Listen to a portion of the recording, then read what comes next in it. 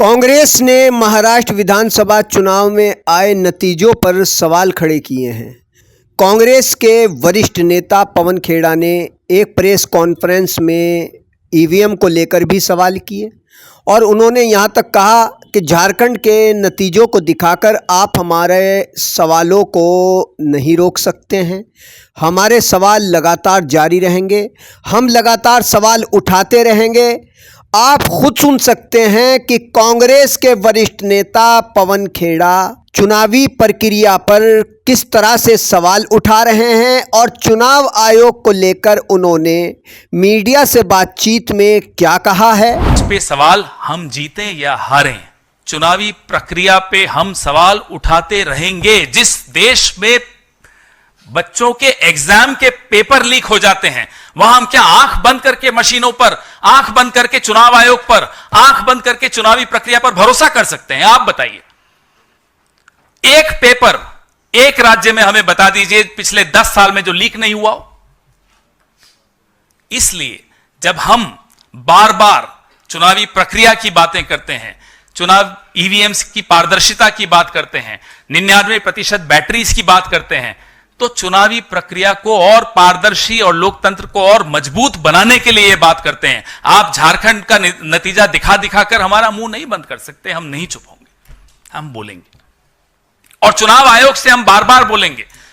आज तक शेरो शायरी के अलावा हमें कुछ सब्सटैंटिव जवाब नहीं मिलता। जो हमने ऐसे मुद्दे उठाए हैं, जैसे कि अभी मैंने आपको उदाहरण दिया, पुणे वाला, लिस्ट दी गई कॉन्स्टिट्यूएंसीज की कि यहां यहां रेड और ग्रीन मार्किंग हो रही है।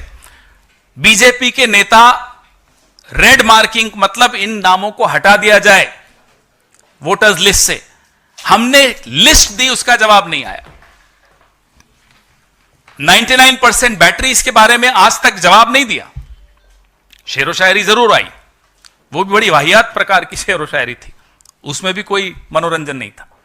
तो इस तरह से अगर चुनाव होंगे और बड़ी शातिर तरीके से हमारा मुंह बंद कर दिया जाए, हम लगातार, हरियाणा में भी हमने ये आवाज उठाई कि हमने ही नहीं, सिविल सोसाइटी, एनजीओज ने उठाई कि ये वोट शेयर कैसे बढ़ गया, वोटिंग परसेंटेज कैसे बढ़ गई।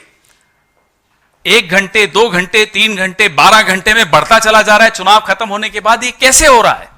जवाब नहीं आता। आज से 5 साल पहले कभी आपके पास ये मुद्दा भी सामने आया था कि ये परसेंटेज कैसे बढ़ रहा है चुनाव खत्म होने के बाद?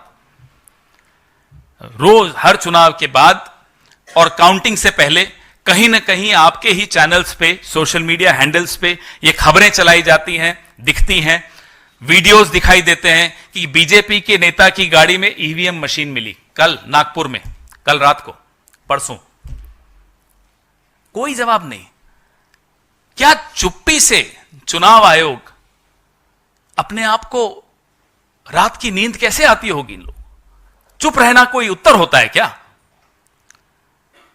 इसलिए इस देश की सबसे पुरानी पार्टी, इस देश की सबसे बड़ी पार्टी, इस देश में 54 साल 7 महीने शासन में रहने वाली पार्टी की हैसियत से और प्रमुख विपक्षी दल की हैसियत से हम अपनी ये जिम्मेदारी समझते हैं कि इस तरह के सवाल जो कि भारतीय जनता पार्टी को बड़े परेशान करते हैं, हम उठाएंगे,